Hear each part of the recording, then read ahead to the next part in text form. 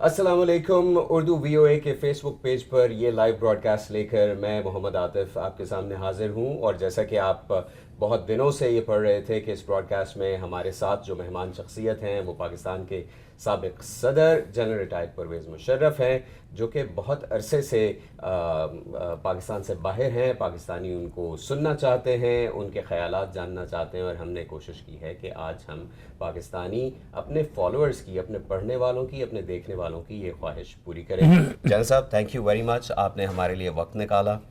ये फरमाइए कि अमेरिका का ट्रिप सो फार कैसा है? बड़ा अच्छा जा रहा है। सेहत कैसी है आपकी? कमर ठीक है? कमर में प्रॉब्लम है, लेकिन इसकी ट्रीटमेंट मैं करवाऊंगा। इस सवाल से इसलिए शुरू करना चाहता हूँ कि बड़ा रीसेंट है, एक वीडियो बहुत गर्दिश कर रही है सोशल मीडिया पे, जिसमें आप एक शादी की तकरीब में डांस कर रहे हैं। ये रीसेंट वीडियो है? हाँ, बिल्कुल रीसेंट है, और उसमें मैंने कुछ जनरली पॉजिटिव रिमार्क्स हैं, कुछ नेगेटिव। तो नेगेटिव वालों को मैं यही कहना चाहता हूँ, भाई शादी पे रोना धोना होता है या डांस और म्यूज़िक होता है? तो डांस म्यूज़िक होता है, वो था। दूसरी चीज़ ये है कि मेरी मेडिकल फिटनेस जो है, खुदा ना खास्ता कोई ऐसी बात नहीं है कि मैं चल फिर नहीं सकता हूँ। मुझे एक प्रॉब्लम है जो मैंने कई दफ़ा एक्सप्लेन किया, बैक में एक हेयरलाइन फ्रैक्चर बहुत पुराना है, उसको फिक्स करना है वहाँ, क्योंकि फ्यूचर में उसके बहुत बुरे इफ़ेक्ट्स हो सकते हैं मेरे ऊपर, तो वो करवाना है मैंने। Otherwise I am fit. वो लोग जो तनकीद कर रहे हैं, वो लोग ये भी कह रहे हैं कि देखिए ये पाकिस्तान से चले गए हैं, आप पाकिस्तान वापस जाएंगे जो ही इलाज मुकम्मल होता है?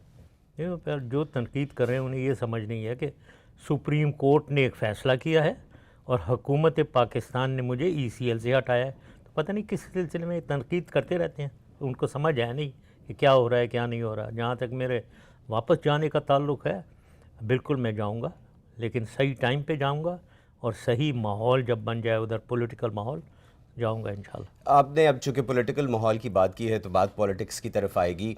जैसे आप ओवरसीज़ पाकिस्तानीज़ में बहुत ज़्यादा पसंद किए जाते हैं, बहुत सपोर्ट है ओवरसीज़ पाकिस्तानीज़ की तरफ से आपके लिए, आपकी पार्टी के लिए। जब आप इक़्तिदार में थे उस वक्त भी बहुत सपोर्ट करते थे ओवरसीज़ आपको। इमरान खान एक ऐसे पॉलिटिशियन हैं जिनको ओवरसीज़ पाकिस्तानीज़ बहुत ज़्यादा सपोर्ट करते हैं। पॉलिटिकल वक्त अगर आता है तो क्या ऐसा हो सकता है कि आप इमरान खान को ज्वाइन कर लें और मिलके कोई इलेक्शन की तैयारी करें, APML और PTI? देखें, एक विज़न होती है। मैं समझता हूँ कि फ्यूचर में हमें एक तीसरा पॉलिटिकल फोर्स बनाना है।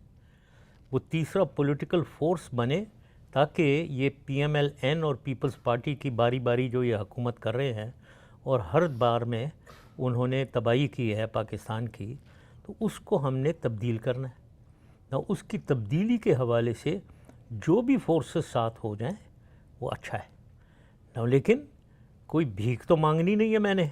इमरान खान साहब से कहा, जब भाई हम इमरान खान को ख़ुद को समझ होनी चाहिए कि वो तब्दीली की तो सबसे ज़्यादा शोर वो ही मचाता है वहाँ अपने पब्लिक एड्रेसेस में। अब अकेले चल के सोलो फ्लाइट पे अगर वो तब्दीली ला सकता है फिर तो ठीक है, लेकिन वो नज़र नहीं आ रहा है। उधर कितने इलेक्शंस हो गए हैं, उधर आज़ाद कश्मीर में भी हुए हैं, लोकल गवर्नमेंट इलेक्शंस हुए हैं, कराची में बाई इलेक्शंस हुए हैं, गिलगित बल्तिस्तान, हर जगह ये PTI हारी है। तो उसको समझ होनी चाहिए कि भाई अगर आप तब्दीली का शोर मचा रहे हैं तो तब्दीली के लिए बंदोबस्त भी करें ना। तो वो उस हवाले से यस, कोलिशंस जितनी भी लाइक माइंडेड कोलिशन हैं, अगर वो साथ होती हैं तो तब्दीली आ सकती है। पाकिस्तान में इस वक्त कराची में एक बहुत सीरियस एक्शन चल रहा है उन पावर्स के ख़िलाफ़ जो कि गैर कानूनी सरगर्मियों में मुलव्वस रही हैं।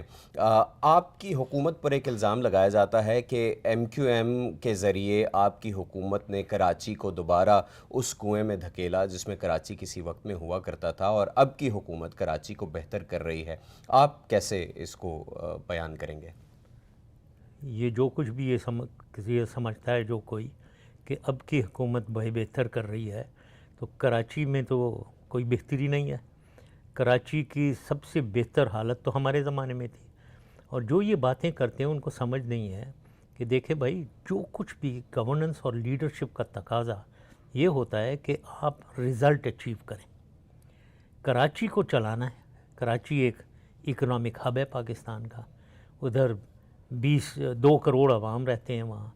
तो इसको ठीक चलाना है ताकि, और 90s में ये एक उधर डिग रोड पे एक गाड़ी 9-10 बजे के बाद चलती नहीं थी, वीराना, क्योंकि किलिंग्स हो रही थी, गैंग वॉरफेयर था उधर। हमने उस शहर को, अंधेरे शहर को रोशनियों का शहर बना दिया, डेवलपमेंट्स कर दिए, और पीस और हारमनी उधर थी, कोई प्रॉब्लम नहीं थे। लोग 2-2, 3-3 बजे तक लाखों लोग क्लिफ्टन पे घूम रहे होते थे। ये अचीव अब कैसे किया, उसमें नुक्ताचीनी की करना वो बहुत ही ज़्यादती है और नासमझी की बात है। जैसे भी किया हमने वो नतीजा अचीव कर लिया जो अचीव करना चाहिए किसी लीडर को, किसी हुकूमत को, वो हमने करके दिखाया। अब उसमें क्या बात करने हैं कि किसको लाए, किसको लेकर गए, ये तो एक स्टिक एंड कैरेट पॉलिसी होती है। वहाँ जो भी था वो हमने इस्तेमाल किया। अगर कोई डाकू भी है, उस डाकू को अगर सही रास्ते पे लगा दिया जाए और वो अच्छा इंसान बनाकर अच्छा काम करने लगे तो ये अच्छी बात नहीं है, या उसको मारना ही है, या ये मारना ही उसके नतीजा होता है। तो हमने बहुत सक्सेसफुली कराची को तब्दील किया और उरूज पे लेकर गए। अब उसके बाद अगर कोई आप गवर्न नहीं कर सक रहे हैं उसे, उधर बुराइयां हो रही हैं, उधर वही लोग जो अच्छा काम कर रहे थे अगर वो गलत कामों की तरफ चले गए, वो आपकी मिसगवर्नेंस है, आपकी पुअर लीडरशिप है। जल साहब, इस वक्त पाकिस्तान भर में ऑपरेशन ज़रब-ए-अज़ब को बहुत ही ज़्यादा शोहरत हासिल है। पाकिस्तानी अवाम में, पॉलिटिशियंस में, लॉ इन्फोर्समेंट में, मिलिट्री के हलकों को बहुत ही ज़्यादा प्रेज़ किया जा रहा है इस ऑपरेशन की वजह से। पहले तो ये फरमाइए कि ये ऑपरेशन क्या उतना ही लंबा हुआ है जितना लंबा होने की निशानदही की गई थी, या आप ये समझते हैं कि ये मज़ीद लंबा होगा, और आप समझते हैं कि एंड रिज़ल्ट इसका जो होगा वो शमाली वज़ीरिस्तान में ख़ास तौर पर, और ख़ास तौर पर जो बॉर्डर एरियाज़ हैं, हम उनको वाकई मुकम्मल सिक्योर करने में कामयाब होंगे? बिल्कुल हाँ, ज़रब-ए-अज़ब बहुत कामयाबी से चल रहा है। अब बहुत अच्छा ऑपरेशन है नॉर्थ वज़ीरिस्तान में और भी फाटा के रीजन में। मेरे ख़्याल में बहुत सक्सेसफुल चला है ये, बल्कि इसको एक्सपेंड करना चाहिए, और ये एंटी टेररिज्म ऑपरेशन बहुत से और जगहों में भी चाहिए और प्रोविंसेस में भी चाहिए। तो वो पूरी तरीके या से आप ये कहना चाहते हैं पंजाब में भी ये फुल फ्लेज शुरू होना चाहिए? पंजाब में भी होना चाहिए, बलूचिस्तान में भी, जहाँ सेपरेटिज़म हो रही है उन सेपरेटिज़म को कुचल देना चाहिए। ये मैंने पहले भी कहा है बहुत। और ऐसी जहाँ कहीं भी टेररिज्म हो रही है उधर ऑपरेशन होना चाहिए। तो ये एक होलिस्टिक अप्रोच जो है ऑपरेशन टेररिज्म के ख़िलाफ़, वो मेरे ख़्याल में पूरी तरीके से नहीं हो रहा पूरे पाकिस्तान में। इसमें सेक्टेरियनिज़म के ख़िलाफ़ कितना शदीद एक्शन ज़रूरत है?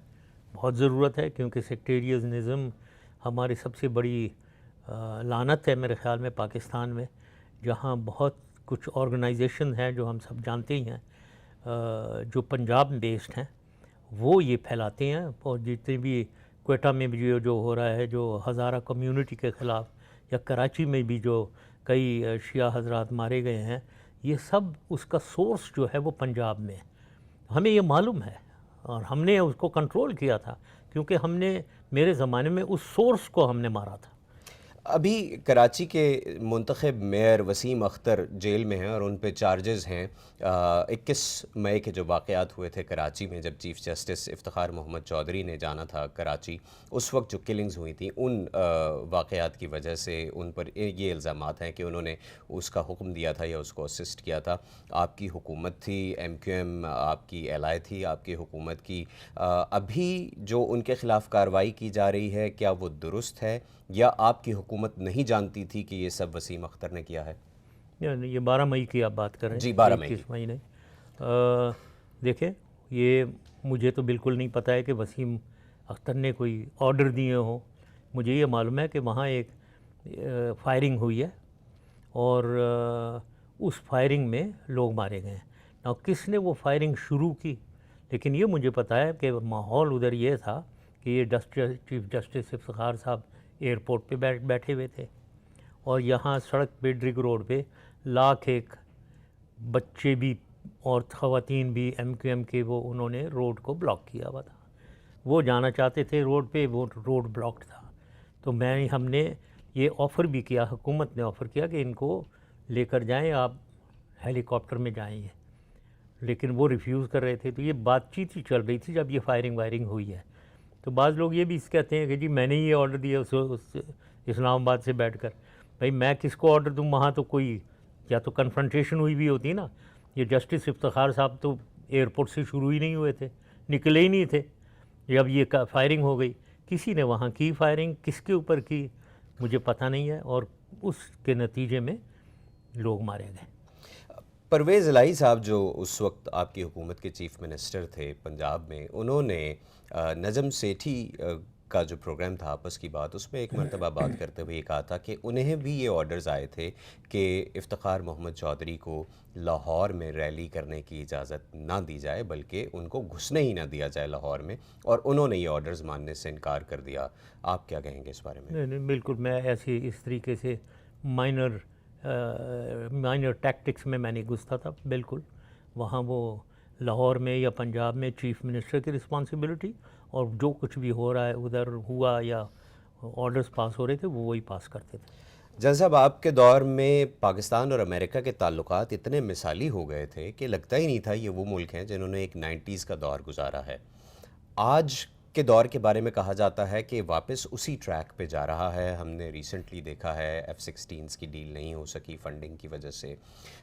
जो पाकिस्तान को वॉर अगेंस्ट टेरर में एलाई होने के लिए जो सपोर्ट फ़ंड मिलता था, military support fund, coalition fund, वो भी नहीं मिला, और हत्ता कि अब तो जो सिविलियन एड है वो भी नहीं दी गई।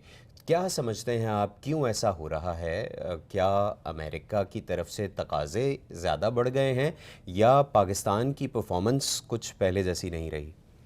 नहीं, ये अप्स एंड डाउन्स पाकिस्तान और यूनाइटेड स्टेट्स के रिलेशंस में हमारे रहे हैं, जो बहुत अफसोसनाक हैं, क्योंकि पाकिस्तान और यूएस के रिलेशंस अच्छा होना बहुत ज़रूरी है दोनों मुल्कों के लिए, और fight against war against terrorism जिसे कहते हैं उसके लिए भी बहुत ज़रूरी हैं। तो इसलिए मुझे बहुत अफसोस है कि आजकल ये एक लोएस्ट लेवल पे हैं हमारे रिलेशंस। ये क्यों है? ये अप्स एंड डाउन्स पहले रहे हैं। डाउन्स जो हो रहे हैं वो डाउन्स कई दफ़ा मेरी नज़र में यहाँ के कुछ फ़ैसले यूनाइटेड स्टेट्स के ऐसे रहे हैं जो बिल्कुल, जिन्होंने एक तनाज़ा डेवलप किया between United states and Pakistan. सबसे पहले तो 65 वॉर जो हुई थी, सन 65 की वॉर, उसमें उसके बाद यूनाइटेड स्टेट्स ने पाकिस्तान के ऊपर सैंक्शंस लगाए। वो पहला डाउन हुआ था। वो इसलिए लगाए कि जी हमने इनके पैटर्न टैंक्स और जहाज़ जो इन्हें अमेरिका ने हमें दिए हुए थे वो हमने हिंदुस्तान के ख़िलाफ़ इस्तेमाल किए। तो पहली तो ये डाउन हुई। उसके बाद दूसरे डाउन हुआ लेटर ऑन, जब मेरे ख़्याल में ये प्रेस्लर अमेंडमेंट जब आई 1996 में, उसके प्रेस्लर अमेंडमेंट के नतीजे में 1989-90 में जब सोवियत यूनियन को डिफीट किया गया अफ़गानिस्तान, उसके बाद सैंक्शंस लगे। तो ये दूसरा डाउन हुआ। तीसरा डाउन अब हो रहा है अनफॉर्चुनेटली, जिसका मेरी नज़र में देखा जाए वो अफ़गानिस्तान से ताल्लुक़ ज़रूर रखता है, और उधर इंडिया का रोल जो है, हिंदुस्तान का रोल, उससे ये बहुत ताल्लुक़ रखता है। जैसे 4 ममालिक ने सार्क सरबराह कॉन्फ्रेंस में शिरकत से आने से इनकार कर दिया पाकिस्तान में। क्या पाकिस्तान की खारजा पॉलिसी दुरुस्त सिमत में जा रही है? क्या पाकिस्तान आइसोलेशन का शिकार हो रहा है?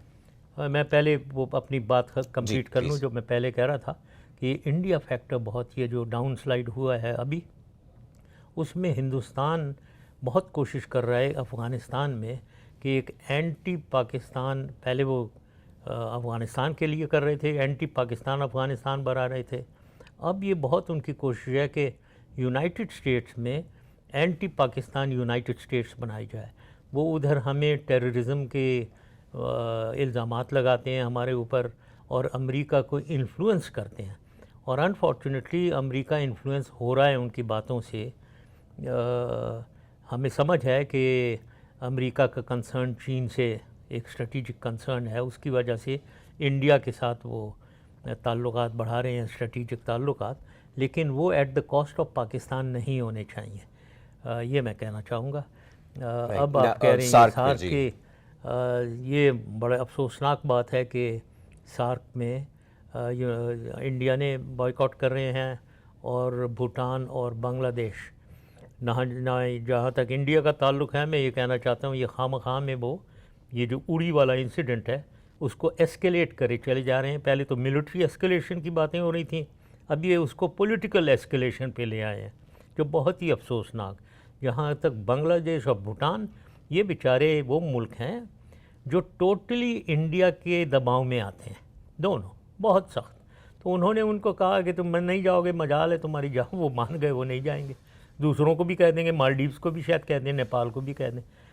तो ये हिंदुस्तान की सारी चालबाजियां हैं जो उस रीजन में स्टेबिलिटी नहीं होने दे रही है। तो ये अफसोसनाक बात है। राइट। हमारे पास बहुत ज़्यादा कमेंट्स भी आए हुए हैं, तकरीबन 186 कमेंट्स हैं मेरे पास, and if you would bear with me, मैं इसका वॉल्यूम कम कर दूं क्योंकि ये ब्रॉडकास्ट लाइव जा रहा है। मेरे लिए मुमकिन नहीं होगा कि मैं वो 186 कमेंट्स में पूछे गए सवाल आपसे पूछ सकूं, लेकिन चंद चीदा सवालात मैं ज़रूर चाहूँगा कि आपसे कर लिए जाएं, जो कि सैयद दानिश अली कहते हैं, If you were Prime Minister, how can you solve Kashmir issue and what is your strategy to deal with India? क्या कैसे करेंगे? First of all, my strategy of dealing with India is to preserve our honor and dignity and deal with them with sovereign equality. We must never give up our sovereign equality and our honor and dignity. So this is number one way of dealing with them. As far as resolution of issues is concerned, you don't clap with one hand, as they say in Urdu. ताली एक हाथ से नहीं बजती है. So unless both the leaders on both sides decide sincerely to resolve disputes, it cannot be done by Pakistan alone. Here's an admirer from Karachi, and he says, Pakistan needs you. We Karachiites always admire you as a graceful president, but kindly give Karachi mandate just space by supporting their leader and party like you gave in your tenure. आप पहले ही MQM पे तो बात हो चुकी है that you just wanted to bring peace in Karachi, and जो तरीक़ा आपने इस्तेमाल किया उसकी वजह से ये हुआ भी। आगे एक और सवाल है, और ये बड़ा इंटरेस्टिंग सवाल है सर। अमजद जगीरानी कहते हैं कि परवेज़ मुशर्रफ साहब मुत्तहिदा की क़यादत संभालने के लिए कितने पुरुमीद हैं? आप तो APML या MQM? देखें, मैंने पाकिस्तान चलाया है और मैं पाकिस्तान फ़ौज का सिपाही सालार रहा हूँ। तो मैं एक रीजनल एथनिक ग्रुप को अपने आप को नीचे लाकर, ये पाकिस्तान के भी हक़ में नहीं है, मेरे हक़ में भी नहीं है। दूसरा, मेरी सोच ये है कि MQM इस वक्त बड़ा मिलाइन हो गई है, उसका नाम मिट्टी में मिल गया है, उसकी लीडरशिप डिस्क्रेडिट हो गई है। तो लिहाजा बेहतर ये है कि वो लोग किसी और आइडेंटिटी में आ जाएं और पाकिस्तान लेवल, नेशनल लेवल के हो जाएं, बजाय इसके कि मुझे खींच के ethnic level, urban Karachi level पे नीचे लाएं। आपकी फैमिली ने भी माइग्रेट किया था इंडिया से। ये महाजिर का नारा क्या ठीक नारा है? क्या उनको, जो लोग कराची में रहते हैं, इसी लफ्ज़ के साथ अपनी बाकी ज़िंदगी बसर करनी चाहिए? बाहर हर आदमी अपने आप को या पंजाबी कहता है, या बलोच कहता है, या पठान कहता है, या सिंधी कहता है। मैं समझता हूँ कि महाजिर, अपने ये लफ्ज़ महाजिर ख़त्म करें और पहली दफ़ा एक नेशनलिस्टिक स्पिरिट कायम करें, अपने आप को पाकिस्तानी कहें। सब कहें कि हम पाकिस्तानी हैं। हम कुछ भी नहीं है, हम ना पंजाबी, ना पठान, ना सिंधी, ना बलोच, हम पाकिस्तानी हैं, ताकि दूसरे वाले भी एक मिसाल सेट हो, वो भी पाकिस्तानी अपने आप को कहना शुरू करें। अभी जो करंट सिचुएशन है MQM की, आप क्या समझते हैं कि MQM को अल्ताफ़ हुसैन साहब से अलहदा हो जाना चाहिए, या अल्ताफ़ हुसैन साहब को ख़ुद चाहिए कि वो अपने आप को MQM से अलहदा करें और ये पार्टी लंदन के बजाय कराची से चले? जैसे मैंने कहा कि देखें, MQM डिस्क्रेडिट हो गई है, उसकी लीडरशिप डिस्क्रेडिट हो गई है, तो इसका हल MQM के अंदर एक टिंकरिंग करने से नहीं मिलेगा। एक जिसे कहते हैं पैराडाइम शिफ्ट, एक स्ट्रेटिजिक शिफ्ट की ज़रूरत है, जिसके बारे में सोचना चाहिए, इन्हें खुद सोचना चाहिए और उसको एग्जीक्यूट करना चाहिए। अगर ये थोड़ी सी वो यही मिलिट्री टर्मिनोलॉजी है, नेवर रीइंफोर्स फेलियर। जो एक चीज़ फेल अगर हो जाए उसको अगर रीइंफोर्स आप करते रहेंगे ना, उसी के अंदर आप फेल होते रहेंगे। तो ये हल इसका ये नहीं है कि उस MQM को कुछ आगे पीछे करके उसको दोबारा कुछ कर ले जी अब ठीक चलेगी, नहीं, वो डिस्क्रेडिट हो गई है बिल्कुल। कुछ नई सोच चाहिए। ये याद खान हैं और ये लाल मस्जिद के बारे में सवाल कर रहे हैं कि लाल मस्जिद टेररिज्म का स्टार्ट था और आपने उसका स्टार लिखा हुआ है, शायद कहना चाहते हैं स्टार्ट किया। आपने उस वक्त क्यों नहीं सोचा अभी आपकी वजह से पाकिस्तान टेररिज्म स्पॉन्सर डिक्लेयर हो रहा है? किसके बारे में नहीं सोचा? हमने तो वहाँ एक्शन करवाया। उसकी वजह से तो मेरी काफ़ी हद तक ये बहुत रिलीजियस मिलिटेंट ग्रुप्स हैं उनमें बदनामी हुई है मेरी। अभी तक वो मेरे पीछे लगे हुए हैं। तो हमने तो एक्शन किया, उधर लोगों पे जो टेररिस्ट रह गए थे उधर उनको मारा और उसको ठीक कर दिया। तो पता नहीं अब ये क्या कह रहे हैं, ये अगर ये कह रहे हैं कि वो मौलवी साहब जो एक हैं अभी उनके साथ उनको क्यों नहीं ख़त्म किया गया, वो ये बात नहीं है। एक्शन किया गया और सिलसिले को ठीक किया गया, बहुत बहुत सही एक्शन किया गया था वहाँ। एहतशामुल हक मेंगल हैं, ये कह रहे हैं आप शुरू में बहुत अच्छे जा रहे थे, बाद में कुछ करप्ट सियासी लोगों की वजह से क्यों नाकाम हुए? नहीं, ये बिल्कुल इनको देखें, हमें पता होनी चाहिए कि हुक्मरानी और लीडरशिप वो है क्या, उसके क्या तकाज़ा उससे का क्या है, क्या उन्होंने डिलीवर करना है। उन्होंने दो चीज़ों पे डिलीवर करना है, हर हुकूमत ने और हर लीडर ने। आवाम के लिए आवाम की खुशहाली, मुल्क की तरक्की, बस पीरियड, ये दो चीज़ें हैं। आवाम की खुशहाली, मुल्क की तरक्की। ना इसके जूज़ हैं बहुत। आवाम की खुशहाली क्या है जी? वो poverty alleviation, employment generation, education, health. मुल्क की तरक्की क्या है जी? उसकी economy, communication infrastructure, industry, agriculture, energy, water management, telecommunication, IT। अब ये उसके जूज़ हैं मुल्क की तरक्की के और आवाम की खुशहाली। इसको अगर पहले 3 साल अगर अब, वो तो बहुत अच्छे चले थे, मैंने पाकिस्तान को चेंज पटरी पे डाला मैंने, लेकिन अगले 5 साल भी जो भी समझता है कि वो नहीं ठीक चले वो बिल्कुल गलत कह रहा है, उसको फैक्ट्स एंड फिगर्स नहीं पता। कोई भी ये जो मैंने बातें की हैं उसकी कोई भी देख लें, कोई एक एलिमेंट देख लें, पाकिस्तान हर एक में ऊपर जा रहा था। तो इफ़ेक्ट जो है, हुकूमत अच्छी चल रही थी। वो और बात है कि और बेहतर हो सकती थी, या अगर मैं वो पहले 3 साल वाले जिसमें मैंने सिलेक्टेड लोगों से मुल्क चलाया, अगर वही सिलेक्टेड लोगों से आगे 5 साल चलाता और बेहतर होता। लेकिन ये कहना कि ख़राब चल रहा था पाकिस्तान, वो बिल्कुल गलत है। फैक्ट्स एंड फिगर्स हैं अवेलेबल, वो देखें। अगले 5 साल भी बिल्कुल मुल्क तरक्की की तरफ जा रहा था। सर, आप मुख्तलिफ़ दुनिया के यूनिवर्सिटीज़ में प्रोफेशनल्स को लेक्चर्स देते हैं मुख्तलिफ़ मौज़ूआत पर। आपने पाकिस्तान में हुकूमत चलाई है बहुत अरसा। दुनिया भर में डेमोक्रेसी को बेहतरीन निज़ाम समझा जाता है और डेमोक्रेसी को ही सपोर्ट किया जाता है। आपने एक डेमोक्रेसी को आके ख़त्म किया था, अब आप वापस एक डेमोक्रेटिक सिस्टम का हिस्सा बनना चाहते हैं।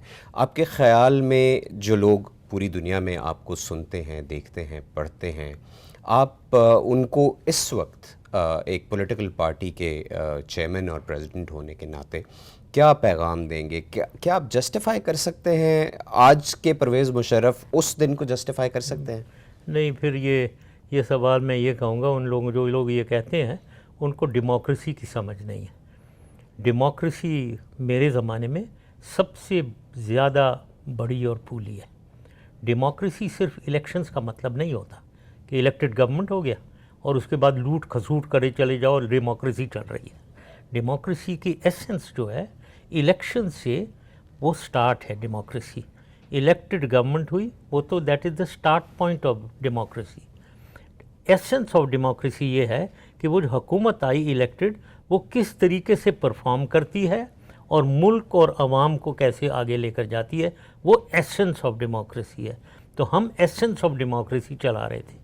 हमने इंस्टीट्यूशंस कायम किए, हमने लोकल गवर्नमेंट सिस्टम, हमने सबसे निचली लेवल पे ले जाकर हमने लोगों को, आवाम को एम्पावर कर दिया, हमने ख़वातीन को एम्पावर कर दिया, हमने माइनॉरिटीज़ को एम्पावर कर दिया, हमने इंस्टीट्यूशनल डेवलपमेंट की पाकिस्तान में। तो ये कौन कहता है कि डेमोक्रेसी नहीं? ये है डेमोक्रेसी, जो इन लोगों ने उन सारी इंस्टीट्यूशंस को ख़त्म कर दिया, जो वो डेमोक्रेटिक सिस्टम से लोकल गवर्नमेंट सिस्टम ख़त्म कर दी। इन्होंने डेमोक्रेसी को तबाही कर दी, इलेक्टेड गवर्नमेंट ने। हम डेमोक्रेसी चला रहे थे, ये डेमोक्रेसी का सत्यानाश कर रहे हैं। सर, आखिरी सवाल है इस लाइव ब्रॉडकास्ट के लिए। पाकिस्तान में बहुत से लोग आपको देख रहे हैं और ये आप ज़रा देख लीजिए रिस्पांस जो आ रहा है इस लाइव वीडियो पे। लोग ये जो दिल बना बना के भेज रहे हैं इस तस्वीर पे, ये आपकी पसंदीदगी के हैं। हाँ। आपकी पार्टी की इस वक्त क्या पोजीशन है, क्या सिचुएशन है? क्या जब तक आप पाकिस्तान नहीं जाते ये पार्टी सिर्फ नाम की पार्टी है, या वाकई पाकिस्तान में ये पार्टी कुछ काम कर रही है? और आप पाकिस्तान, जैसे आपने अभी पहले कहा, जब ठीक हो जाएंगे तो जाएंगे, क्या आप अगले इलेक्शन से पहले पाकिस्तान जाने का इरादा रखते हैं? सबसे पहले तो ये दिल जो आप दिखा रहे हैं, well I can only say I also love you all, so thank you very much. Pakistan जाने का बिल्कुल इरादा है, और वो इसलिए, अगर मेरी तमन्ना तो यही है कि कोई हुकूमत अच्छी चला रहा हो। तो मैंने 10 साल हुकूमत की है, अल्लाह ताला ने मुझे सारे ओहदे दे दिए, तमाम ओहदे। मैं आर्मी चीफ़ था, मैं chairman joint chief of staff committee था, मैं प्रेसिडेंट था, मैं प्राइम मिनिस्टर था, और क्या मुझे चाहिए? 10 साल मैंने पाकिस्तान को चलाया, और मुझे फ़ख्र है कि मैंने पाकिस्तान को एक इज़्ज़त दी, पाकिस्तान की अवाम को एक कॉन्फिडेंस मैंने दी। तो इस बात की मुझे फ़ख्र है। अब मेरी कोई ऐसी तमन्ना नहीं है कि मैं ही आऊँ और पाकिस्तान को ठीक करूँ। कोई भी कर दे, अगर ये ही हुकूमत पाकिस्तान ठीक चलाए तो मुझे बिल्कुल कोई ज़रूरत नहीं है कि मैं इंटरफियर करूँ और पॉलिटिक्स में आऊँ। मुझे आराम करना चाहिए और लेक्चर्स दूँ और जो कुछ भी करूँ मैं। लेकिन मुसीबत ये है, पाकिस्तान की हाल अच्छा नहीं है, हुकूमत अच्छी नहीं चल रही है। इसलिए मैं सोचता हूँ कि हर पाकिस्तान पे फ़र्ज़ बनता है कि वो कंट्रीब्यूट करें ताकि सिचुएशन को ठीक किया जाए, पाकिस्तान को वापस पटरी पे चढ़ाया जाए, डोमेस्टिकली, रीजनली उसको ताकत दी जाए, और इंटरनेशनली उसका रुतबा दोबारा बहाल किया जाए जो मेरे ज़माने में था। Great, thank you very much for your time sir. Thank you for talking to VOA Urdu. VOA के नाजरीन ने आपको देखा, and I can only tell that the response has been very good, and thank you so much for being on our set. Thank you. What a pleasure. Thank you.